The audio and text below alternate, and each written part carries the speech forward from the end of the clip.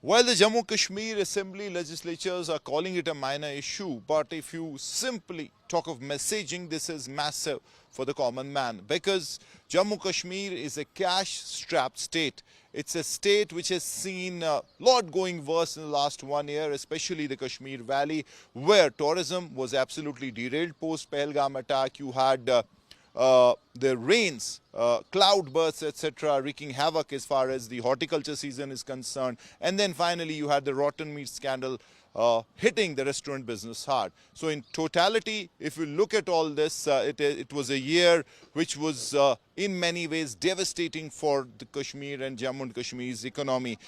People are suffering. There is joblessness as well. Contractuals are demanding salaries. There are many departments where casual laborers are yet to get salaries for many months.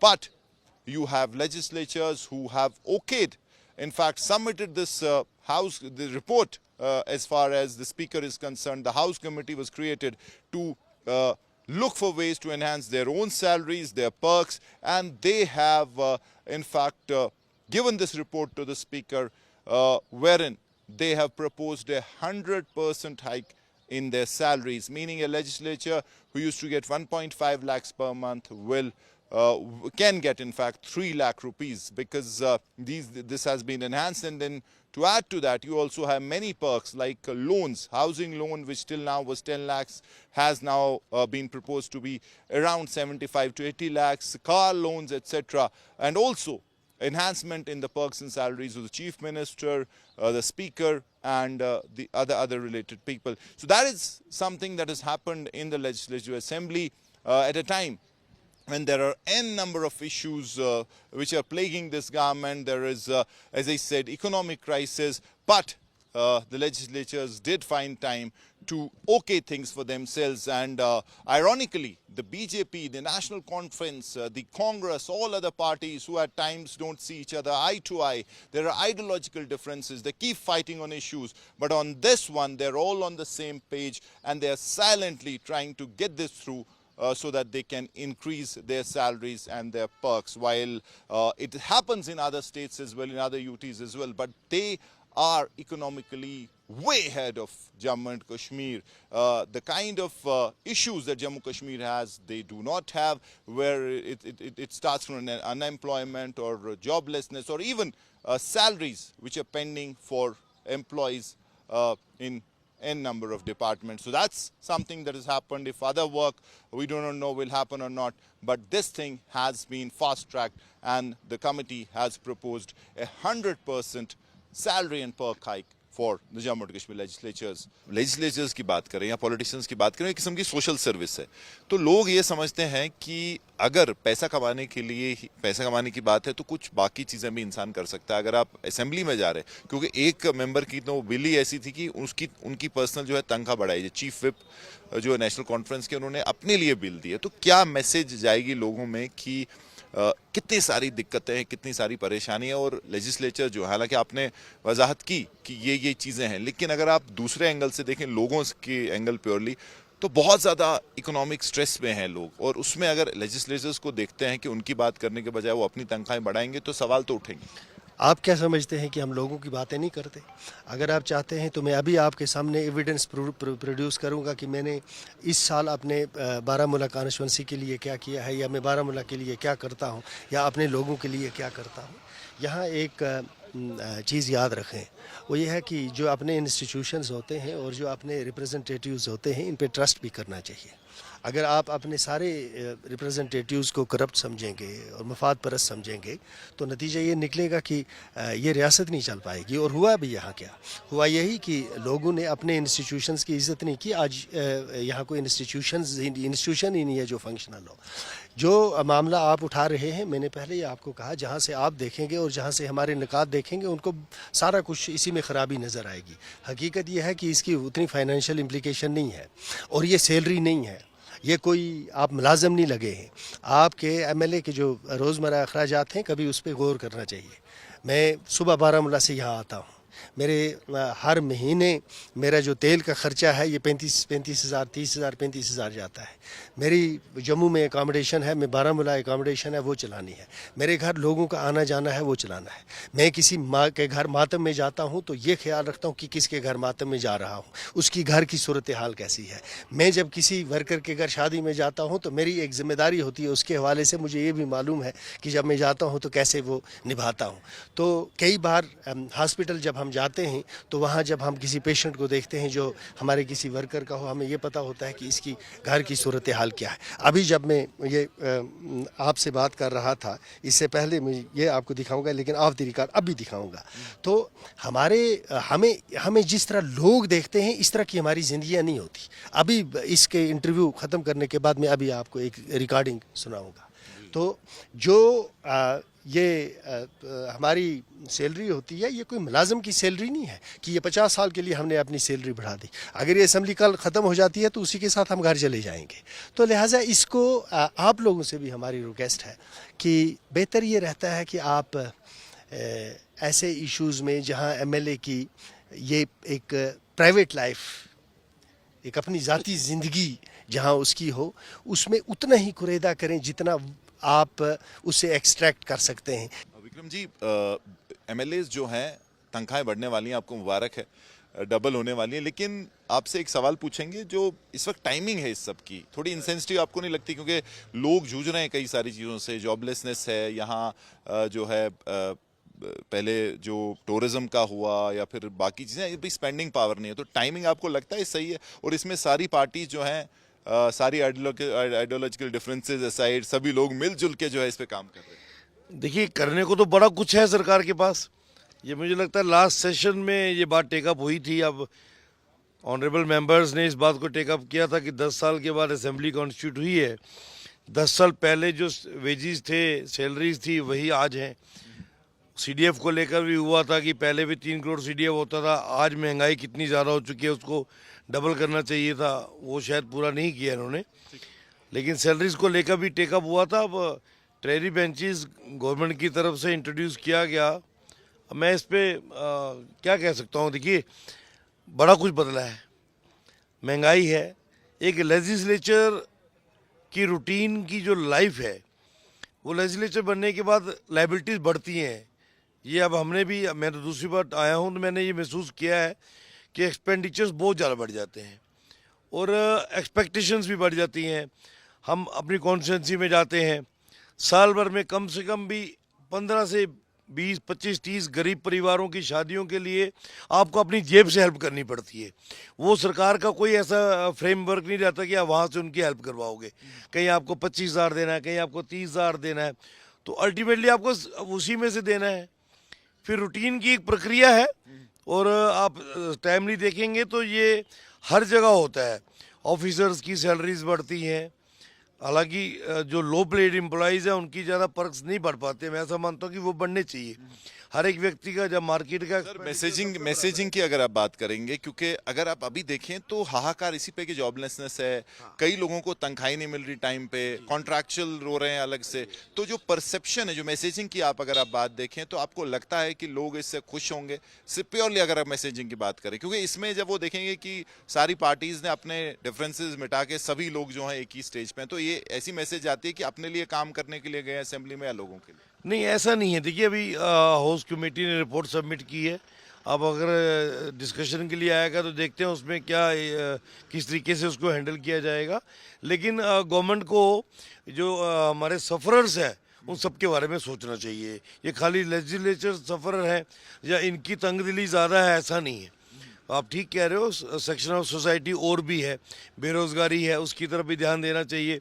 हमारे 4th class employees हैं, वो पिछले 20-25 वर्षों से struggle कर रहे हैं और 9,000 के अंदर मंथली चलाना घर नामुमकिन चीज़ हो चुकी है। आज जो दिहाड़ीदार लेबर का व्यक्ति है वो भी 600 से 700 रुपये दिहाड़ी लेता है, तो वो भी 20 से 21,000 रुपये महीना कमाता है। उसके आर पार भी अगर लाया जाए तो मुझे लगता है कहीं ना कहीं एक बैलेंस बन जाएगा। अब देखते हैं सरकार किस तरीके से इसको मूव करती है। वीर साहब, अभी जो हालात हैं जम्मू कश्मीर के, इकोनॉमिकली अच्छे नहीं हैं और कैच ट्रैप्ड भी है, बेरोजगार हैं, उसी में एक रेजोल्यूशन आया है, या रेजोल्यूशन नहीं कहूँगा, जो एक कमेटी बनाई थी, हाउस कमेटी, उन्होंने रिकमेंड किया है डबलिंग ऑफ सैलरीज। तो आप उसको पर्सनली कैसे देखते हैं? क्योंकि आप लोगों के रिप्रेजेंटेटिव्स हैं, लोग अगर एक बात कह रहे हैं और वो देखेंगे कि जो लेजिस्लेचर्स अपने लिए ऐसा कर रहे हैं, तो कैसी मैसेज जाएगी? देखिए, अभी रिकमेंडेशंस आई हैं और ये रिकमेंडेशन स्ट्रक्चर है, या ऐसा नहीं है कि किसी ने आर्बिट्ररीली की है या किसी के विम्स पे हुई है। जो मुल्क के अंदर जितने भी लेजिस्लेटर्स है या पार्लियामेंट है, वहाँ पे क्या सूरत हाल है, कितना उनको मिल रहा है, उसके आधार पे इन्होंने एक रिकमेंडेशन दी। भी रिकमेंडेशन जब एक्सेप्ट होगी उसके बाद इस पर कुछ कह सकते हैं। अभी तो खाली रिकमेंडेशन। टाइमिंग आपको लगता है सही थी इसकी, जिस हिसाब से एक सेंटिमेंट है लोगों में जो इस साल टूरिज्म के साथ हॉर्टिकल्चर, स्पेंडिंग पावर कम है, जॉबलेसनेस है, थोड़ा एक इकोनॉमिक डिप्रेशन है, उसमें आपको लगता है कि सरकार के लिए इसका जो परसेप्शन बनेगा सही बनेगा, टाइमिंग इसकी सही? कि हमारी बदकिस्मती है, मुझे समझ ही नहीं आ रहा है कि आखिर हमारे साथ क्या हो रहा है। कोई जानबूझ के भी नहीं कर रहा है। पिछले साल यहाँ पे इलेक्शन हुए और पीसफुल इलेक्शन हुए, पहली दफ़ा। मैंने भी कई सारे इलेक्शंस में पार्टिसिपेट किया as a worker, as a witness, as an observer. तो पिछले साल का इलेक्शन अनप्रेसिडेंटेड था, कहीं पे कोई घटना नहीं घटी, खुले आम लोगों ने क्या नाम है अपनी राय का इजहार किया और नेशनल कॉन्फ्रेंस को ओवरवेलमिंग मेजॉरिटी दी। उससे क्या हुआ, पूरे मुल्क के अंदर, पूरे दुनिया में मैं कहूँगा, एक पॉजिटिव वाइब चला गया और एक टूरिज़्म का ना एक रिस्पॉन्स ऐसा रहा कि मुझे याद है कि मुझे भी अपने दोस्त महाराष्ट्र में हो या आंध्रा में हो या तेलंगाना में हो, वहाँ से फ़ोन करते थे। मैं कह रहा था यहाँ ऑक्यूपेंसी फुल है, आज आप मेरे घर में रहो। वो कहते थे बिल्कुल आप विलेजेस में हमारे लिए कमरे रखवा लो, हम विलेज लाइफ भी वहाँ का एंजॉय करना चाहते थे। बिल्कुल, इतना ज़बरदस्त बूम था। लेकिन आप देख रहे हैं कि बदकिस्मती से एक सानिया और आज तक कितने सारे लोगों ने इन्वेस्ट किया था उसमें, वो तबाह हुआ। देखिए, मैं आपको बताऊं, ये जो सरकार है ये बिल्कुल फेल हो चुकी है। इस सरकार का काम एक ही है कि अपनी गाड़ियों की तरफ ही देखते हैं, अपनी तनख्वाह की तरफ देखते हैं, अपने प्रोटोकॉल की तरफ ही देखते हैं। खाली इनका यही काम है कि अपने घरों का ये सोच रहे हैं। लेकिन जो आम पब्लिक ने इनको वोट दिया था, जिस बुनियाद पे इनको लोगों ने चुना था, उन मुद्दों से तो भाग गए।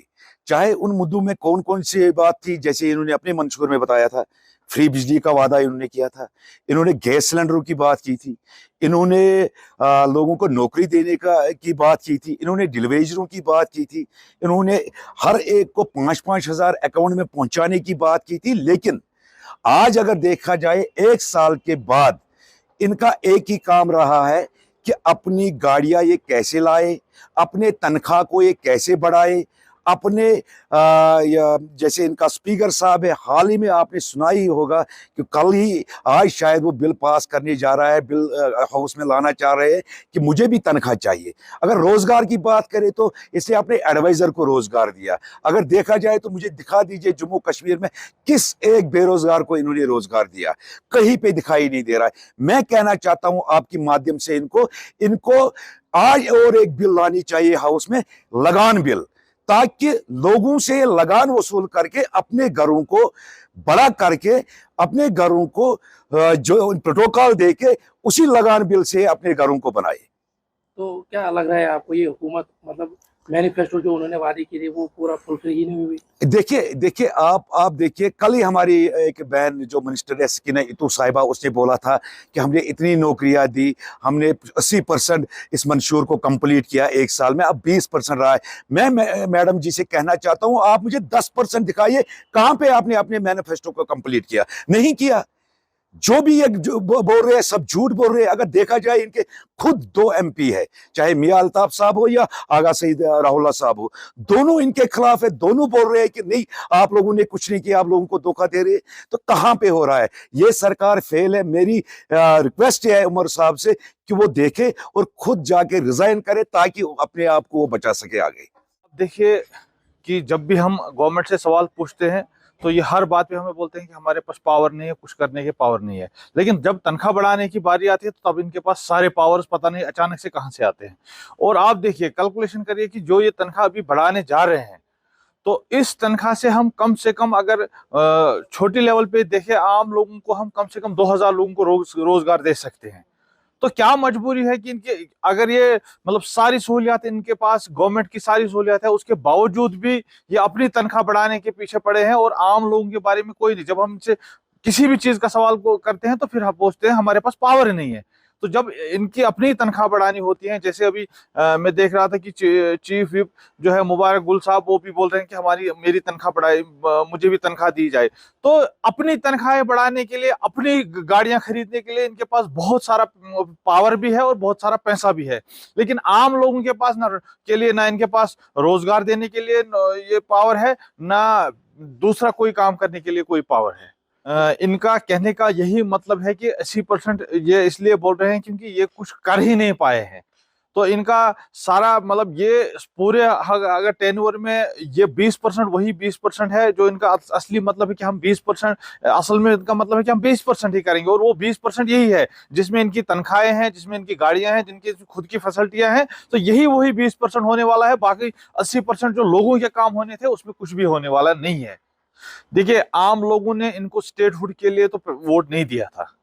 आम लोगों ने कुछ और समझकर जो इन्होंने बड़ी बड़ी बातें की थी लोगों के साथ, स्पेशल स्टेटस बाकी चीज के लिए लोगों से वोट मांगे तो लोगों ने, हम लोगों ने उसके लिए वोट दिया था। वो चीज तो ये भूल ही गए हैं।